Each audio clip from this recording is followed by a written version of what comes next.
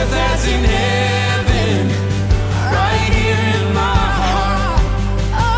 Father, let your kingdom come. Father, let your will be done, on earth as in heaven, right here in my heart.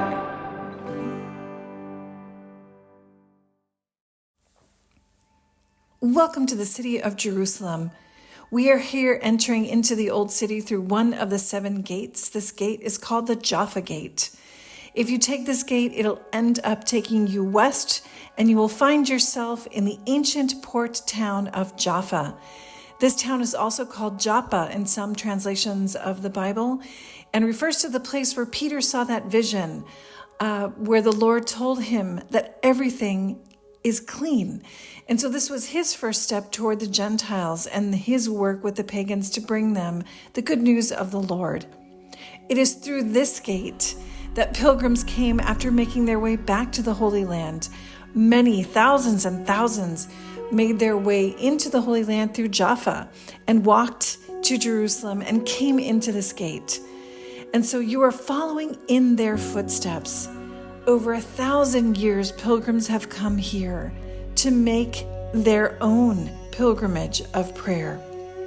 So let's make our way up to the rooftop on this chilly, chilly morning and speak about this beautiful city of Jerusalem and what we will be doing during this time of Lent. Welcome to the city of Jerusalem on this rainy day, this windy day.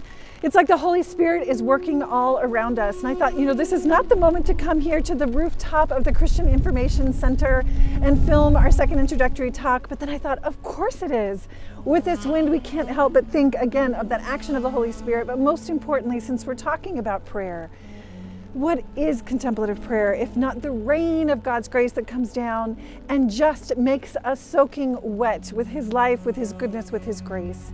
It's like the cloud that I see in front of me over the buildings right in front. I can see Dormition Abbey, the church rooftop and the dome of the Armenians. I can see so many things that are covered in His cloud, in His presence. It brings us back to that moment in Exodus, of course, when the Lord said, I want to dwell among you. I will be like a cloud by day and a fire by night. He is with us here. And most especially, I think behind me, you can make out this incredible view of the Holy Sepulchre. We're right in the center of the world, the heart of salvation history. And this is precisely why, during this pilgrimage of prayer, we've decided to have this pilgrimage in the city of Jerusalem. This is a holy city. It's a city which is renowned for seeking the Lord, for the divine, for prayer. I think Christians over centuries have come here, not just because of the Holy Sepulchre, but particularly for that reason. But we're also moved greatly by the Western Wall, because we think of the temple where the Lord dwelled. We're so moved when we see the Dome of the Rock, not necessarily because of that, but because we know that the Lord chose this place to be, just like He chooses each and every one of us. Now, if we look out over Jerusalem, the walls are right here. It's been built and destroyed so many times, a little less than 20 times over the centuries. And it began as a little tiny city, a Jebusite, really small town that King David conquered, and it became the center area of pilgrimage. So this is why we're here. We're going to be focusing on the faces and the practices and the prayer, the language, the movements, the gestures of the Christians of today in Jerusalem. But these Christians of today follow traditions. They follow the teachings of the apostles from centuries ago. And it makes it so incredibly beautiful to see how the universality of the Christian faith hits and transforms the lives of each and every person and of cultures in general. And so it will be wonderful to hear these languages. We'll be speaking about the Our Father. Just over here to my left is the Mount of Olives, as you can see very well, where the Lord taught us to pray. The apostle said, teach me how to pray. And he says, okay, Our Father who art in heaven, such a rich prayer. We'll be making our way to many wells that are all around the Holy Land. It's a place which is dry and it survives because of water, which is collected in cisterns and can be drawn from springs. We will sit there next to the Lord like the Samaritan woman. And I invite each one of us to say, Lord, give me a drink. And we will hear him say, I am thirsty.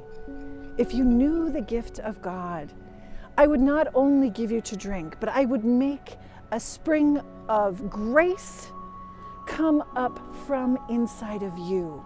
I will give you a new heart. I will change your life. And this is what Lent is all about. So what will we be doing? We'll be walking in the streets of Old Jerusalem. We'll be entering into places you've probably never seen, even if you've been here on multiple pilgrimages. We'll have a chance not only to meet members of the community of the friars, the Franciscan friars, which is usually, these are the people and the places that we usually meet when we come on pilgrimage. But let's enter into mysterious places that you may have never seen. Some of the Greek Orthodox churches, which are so beautiful and dot almost every corner of this city, be it the Christian quarter or not. We're going to enter into what almost seems like a mysterious, beautiful, divine liturgy of the Armenians. Let's enter into the church of the Syriac Orthodox, where they can sing for us the Our Father in the language of the Lord himself. Let's meet the Ethiopians with the joy and the uniqueness of their Christianity. So colorful, so alive, because there's so many Christians, not only in the Old City, but just right outside of the gates. Let's meet the Hebrew-speaking Christian community here in Jerusalem. Let's listen to the Arab community sing that Our Father in Arabic, this language which unites all of the countries and all of the hearts of the Christians, not only in the Holy Land, but around the world. There is so much here. Let's climb those beautiful hills of Ein Karim. Inside, well, actually just very close, not in the Old City, but very close to the city of Jerusalem in Ein Karim, where we have the beautiful Russian convent of Gorny, and discover the other places where there are literally hundreds and hundreds of Russian Christians singing to the Lord in that beautiful language. Do you want to come with me? Let's do this together. So what we'll be doing during the week, on Ash Wednesday we begin right at the well.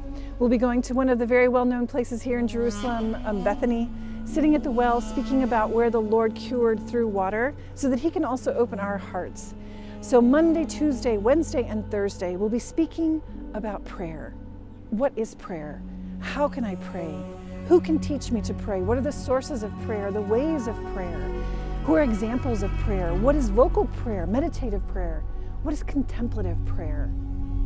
Then on Fridays, you'll have the chance to go right down into these streets and walk the way of the cross, the Via Crucis, with us.